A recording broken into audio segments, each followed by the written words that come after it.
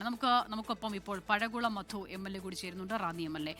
ശ്രീ പഴകുളം മധു, കുടുംബത്തിന്റെ നിരന്തരമായ ആവശ്യമായിരുന്നു CBI അന്വേഷണം. കോടതികളിലേക്കൊക്കെ എത്തി CBI അന്വേഷണ ആവശ്യം തള്ളിപ്പോകുമ്പോഴും അന്നത്തെ സർക്കാർ അതിൽ CBI വരേണ്ടതില്ല എന്നുള്ള നിലപാട് സ്വീകരിച്ചിരുന്നു എന്നുള്ളത് ഏറെ പ്രധാനമാണ്. പുതിയ സർക്കാർ വന്ന ശേഷം വളരെ പ്രതീക്ഷയോടെ ആ സർക്കാരിനെ സമീപിക്കുന്നു ആ കുടുംബം.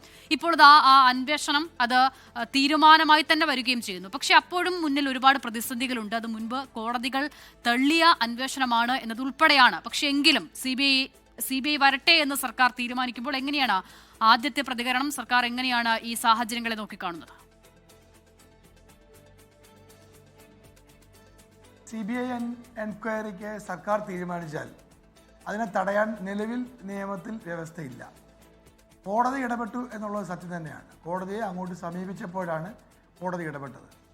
സാധാരണ CBI എൻക്വയറി നടക്കണമെങ്കിൽ Delhi special police establishment act പ്രകാരമാണ് CBI ഒരു കേസ് രജിസ്റ്റർ ചെയ്ത് അന്വേഷിക്കുക. അതിന് അതാത് സ്റ്റേറ്റ് ഗവൺമെൻറ്റുകളുടെ അനുമതി വേണം. അല്ലെങ്കിൽ ഹൈക്കോടതിയോ സുപ്രീം കോടതിയോ അന്വേഷിക്കാൻ CBIയോട് ആവശ്യപ്പെടണം. എങ്കിൽ പിന്നെ സ്റ്റേറ്റ് ഗവൺമെൻറ്റുകളുടെ അനുമതി ആവശ്യമില്ല. സ്റ്റേറ്റ് ഗവൺമെൻറ്റുകളുടെ അനുമതി ആവശ്യമാണെന്ന് പ്രാഥമികമായി നിയമത്തിൽ പറയുന്ന ഒരു സംഭവത്തിൽ അല്ലെങ്കിൽ ഒരു CBI എൻക്വയറിയിൽ കേരള ഗവൺമെൻറ് അനുകൂലമായ നിലപാട് സ്വീകരിച്ചാൽ പിന്നെ കോടതി ഇടപെടാൻ ഒരു സാധ്യതയുമില്ല എന്നുള്ളതാണ് സത്യം. അതുകൊണ്ട് CBI അന്വേഷണത്തിന് കേരള ഗവൺമെൻറ് തീരുമാനിച്ചാൽ കേരള ഗവൺമെൻറ്റിന് മുമ്പിൽ ഒരു തടസ്സവുമില്ല. CBIക്ക് അത് നിഷേധിക്കാൻ കഴിയില്ല. അവർക്ക് ഈ കേസ് ഏറ്റെടുക്കേണ്ടി വരും. ഇതിലെ സത്യാവസ്ഥ വെളിയിൽ കൊണ്ടുവരുന്ന ഒരു സമഗ്രമായ അന്വേഷണം CBIക്ക് നടത്തേണ്ടിയും വരും. അതാണ് ഇതുമായി ബന്ധപ്പെട്ടിട്ടുള്ള ഏറ്റവും പ്രധാനപ്പെട്ട കാതലായൊരു പ്രശ്നം. അപ്പോൾ കോടതിയെ സമീപിച്ചു, കോടതി അപ്പോൾ അതിനെ എതിർത്തു, അല്ലെങ്കിൽ കോടതി CBI എൻക്വയറി ആവശ്യമില്ല എന്ന് പറഞ്ഞു. എന്താണ് കാരണം? ഹൈക്കോടതിയിലും സുപ്രീം കോടതിയിലും സംസ്ഥാന government Delhi special police special establishment act പ്രകാരം സംസ്ഥാന ഗവൺമെൻറ് ഒരു സേ ഉണ്ട്. സംസ്ഥാന ഗവൺമെൻറ് കോടതിയിലെടുത്ത നിലപാട് CBI എൻക്വയറി ആവശ്യമില്ല എന്നും നിലവിലുള്ള അന്വേഷണം ശരിയായ ദിശയിലാണ് മുൻപോട്ട് പോകുന്നതെന്നുമാണ്. അപ്പോൾ കോടതിക്ക് അതിനപ്പുറം നോക്കേണ്ട സാഹചര്യം അന്നുണ്ടായിരുന്നില്ല. എന്നാൽ കുടുംബം ഇപ്പോൾ നടക്കുന്ന അന്വേഷണത്തിൽ അവർക്ക് വിശ്വാസമില്ല. ആ അന്വേഷണത്തിൽ തെളിവുകൾ ശേഖരിക്കുന്ന കാര്യത്തിൽ SIT സമ്പൂർണ്ണമായി പരാജയപ്പെട്ടു എന്ന കുടുംബം പറയുന്നു. ആ സാഹചര്യത്തിൽ ശ്രീ പഴകുളം മധു, നോക്കൂ, ഇപ്പോൾ സർക്കാർ അധികാരത്തിൽ വന്നിട്ട് ദിവസങ്ങൾ മാത്രമേ ആയിട്ടുള്ളെങ്കിൽ പോലും ഈ വിഷയത്തിൽ താങ്കൾ ഉൾപ്പെടെയുള്ള ആളുകൾ മുൻപ് ഇടപെട്ടത് എങ്ങനെയായിരുന്നു എന്നുള്ളത് കേരളം കണ്ടിട്ടുമുണ്ട്. അപ്പോൾ നിരവധി വിഷയങ്ങളിൽ അന്വേഷണവുമായി ബന്ധപ്പെട്ട് കുടുംബത്തിന് സംശയമുണ്ട്. ആ അന്വേഷണ സംഘത്തിനോട് തന്നെ അവർക്ക് അവിശ്വാസമുണ്ട്, അതൃപ്തിയുണ്ട്. അപ്പോൾ അന്വേഷിക്കാതെ പോയ പല മേഖലകൾ ഈ സർക്കാർ അതിലേതിലൊക്കെയാണ് ഗൗരവത്തോടു കൂടി കാണുന്നത്? ശ്രീ പഴകുളം മധു, അങ്ങനെ ഒരു ഒത്തുതീർപ്പ് നടന്നിട്ടുണ്ടെങ്കിൽ അത് എവിടെയാണ് ഉണ്ടായത് എന്നുള്ളതാണ് സംശയിക്കുന്നത്. കുടുംബത്തിന് ഈ കേസിൻ്റെ നടത്തിപ്പ്, ഈ കേസിൻ്റെ നാൾവഴികൾ പരിശോധിച്ചാൽ അന്വേഷണ ഉദ്യോഗസ്ഥന്മാർക്ക് സത്യസന്ധമായ അന്വേഷണം നടത്തണം എന്ന് ഒരാഗ്രഹവുമില്ലായിരുന്നു നമുക്ക് മനസ്സിലാക്കാൻ സാധിക്കും.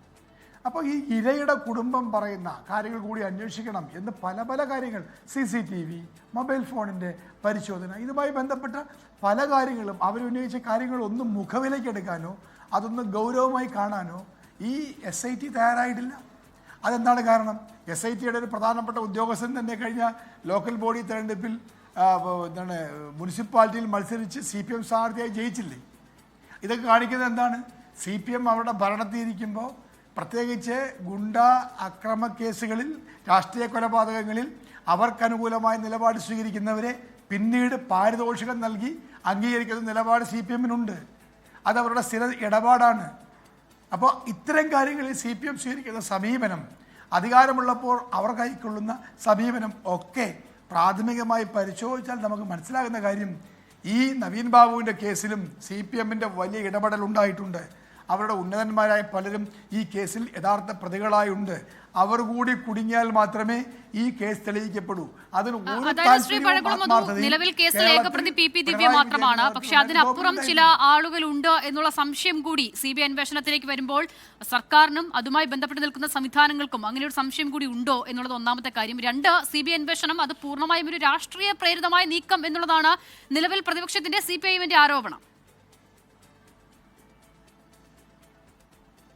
അല്ല, ഞങ്ങൾ എന്തൊക്കെ അന്വേഷിക്കണം, ഏതൊക്കെ അന്വേഷിക്കണം എന്ന് ഞങ്ങൾ ആരെയും ഡിക്റ്റേറ്റ് ചെയ്യാൻ പോകുന്നില്ല. ഗവൺമെൻറ്റിന് ആ താല്പര്യമില്ല. ഗവൺമെൻറ് ആ കുടുംബത്തിനൊപ്പമാണ്. അത് ഞങ്ങൾ പ്രതിപക്ഷത്തിരുന്നപ്പോൾ ഞങ്ങളുടെ പ്രഖ്യാപിതമായ നയമായിരുന്നു. ആ കുടുംബം ഏതന്വേഷണമാണോ ആഗ്രഹിക്കുന്നത് അതിനൊപ്പം ഞങ്ങൾ നിൽക്കും. ഞങ്ങൾ പ്രതിപക്ഷത്തായിരുന്നപ്പോൾ അവർക്കൊപ്പം 100% നിന്നു. ഞങ്ങളുടെ ഗവൺമെൻറ് ഫോം ചെയ്യപ്പെട്ടപ്പോൾ അവർ ഗവൺമെൻറ്റിലെ മുഖ്യമന്ത്രിയെയും ആഭ്യന്തരമന്ത്രിയെയും കണ്ടപ്പോൾ അവരുടെ നിവേദനത്തിൽ പറഞ്ഞിട്ടുള്ള കാര്യങ്ങൾക്ക് ഒരു CBI എൻക്വയറിയുടെ സ്കോപ്പ് ഉണ്ടെന്ന് മനസ്സിലാക്കി അതിനനുകൂലമായ നിലപാട് ഗവൺമെൻറ് സ്വീകരിക്കുമെന്ന് മാത്രമേ ഉള്ളൂ. ഇൻവെസ്റ്റിഗേറ്റിംഗ് ഏജൻസി ആയിട്ടുള്ള CBI ആണ് ഈ കേസ് റീഓപ്പൺ ചെയ്ത് ആ കേസിലെ തെളിവുകൾ ഇനിയും ശേഖരിക്കാവുണ്ടെങ്കിൽ ശേഖരിച്ച് പ്രതിപട്ടികയിൽ ഉൾപ്പെടുത്താൻ ആളുകളുണ്ടെങ്കിൽ അവരെ കണ്ടെത്തി ഇതെല്ലാം ചെയ്യേണ്ടത് CBI ആണ്. അവർ സ്വതന്ത്രമായി അത്തരം കാര്യങ്ങൾ ചെയ്യും എന്നാണ് ഞങ്ങൾ പ്രതീക്ഷിക്കുന്നത്. അതല്ലാതെ ഗവൺമെൻറ്റിൻ്റെതായിട്ടുള്ള പ്രത്യേക താല്പര്യങ്ങളൊന്നുമില്ല. ഇതിൽ രാഷ്ട്രീയ താല്പര്യങ്ങളൊന്നുമില്ല. രാഷ്ട്രീയ താല്പര്യം ഉണ്ടായിരുന്നത് മുൻ കേരള ഗവൺമെൻറ്റിനാണ്, അവരുടെ അന്വേഷണ ഏജൻസിക്കാണ്, അവരുടെ സംവിധാനങ്ങൾക്കാണ്. അവർ തികച്ചും രാഷ്ട്രീയ പ്രേരിതമായി ഈ കേസിനെ വഴിതിരിച്ചു വിടാനും ഈ കേസിന് സത്യാവസ്ഥ തെളിയാതിരിക്കാനും പരമാവധി പരിശ്രമിച്ചു എന്നുള്ളതാണ് സത്യം. അപ്പോൾ കഴിഞ്ഞ ഗവൺമെൻറ് കാലത്തുണ്ടായിരുന്ന അവിശ്വാസ്യത ഈ കുടുംബത്തിനുണ്ടാകത്തില്ല. എന്നാൽ CPM പാർട്ടി എല്ലാ രാഷ്ട്രീയ കൊലപാതക കേസുകളിലും എടുക്കുന്ന സമീപനമാണ് ഇന്നും എടുത്തിട്ടുള്ളത്. അവരുടെ പ്രധാനപ്പെട്ട നേതാക്കന്മാർ ചോദിക്കുന്നത് CBI അവസാനത്തെ വാക്കല്ലല്ലോ എന്നാണ്. എങ്കിൽ എന്തിനാണ് 2024 മുതൽ 26 വരെയുള്ള കാലത്ത് നിങ്ങൾ എന്തിനാണ് ഒരു CBI എൻക്വയറിയെ ഭയന്നത്, എതിർത്തത്? നിങ്ങളുടെ ഗവൺമെൻറ്റിൻ്റെ എല്ലാ മെഷീനറിയും എന്തുകൊണ്ടാണ് നവീൻ ബാബുവിൻ്റെ കേസ് തെളിയിക്കാതിരിക്കാനുള്ള ഗൂഢമായ നീക്കങ്ങൾ നടത്തി? എന്തിനാണ് അത് നിങ്ങൾ വ്യക്തമാക്കണം. തീർച്ചയായും ശ്രീ പഴകുളം മധു, അത് താങ്കൾ ഉന്നയിക്കുന്നതിൽ അതൊരു രാഷ്ട്രീയ ആരോപണം കൂടിയാണ്. എന്തായാലും ഏറ്റവും പ്രധാനം നവീൻ ബാബുവിന്റെ കുടുംബത്തിനൊപ്പമാണ് തങ്ങൾ ഉള്ളത് എന്നുള്ളത് കഴിഞ്ഞ കാലങ്ങളിൽ ആവർത്തിച്ചു പറഞ്ഞിരുന്നു UDF. അന്ന് അവർ പ്രതിപക്ഷത്തായിരുന്നു.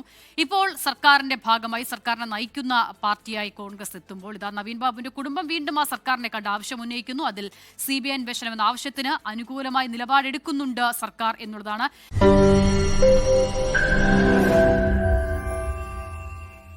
ലോകത്തെവിടെയായാലും ഏത് സമയത്തും 24 വാർത്തകളും ഓഗ്മെന്റഡ് റിയാലിറ്റി പാക്കേജുകളും എക്സ്പ്ലെയിനറുകളും വിശദമായി കാണാൻ ഞങ്ങളുടെ YouTube ചാനൽ നിങ്ങൾക്ക് സബ്സ്ക്രൈബ് ചെയ്യാം.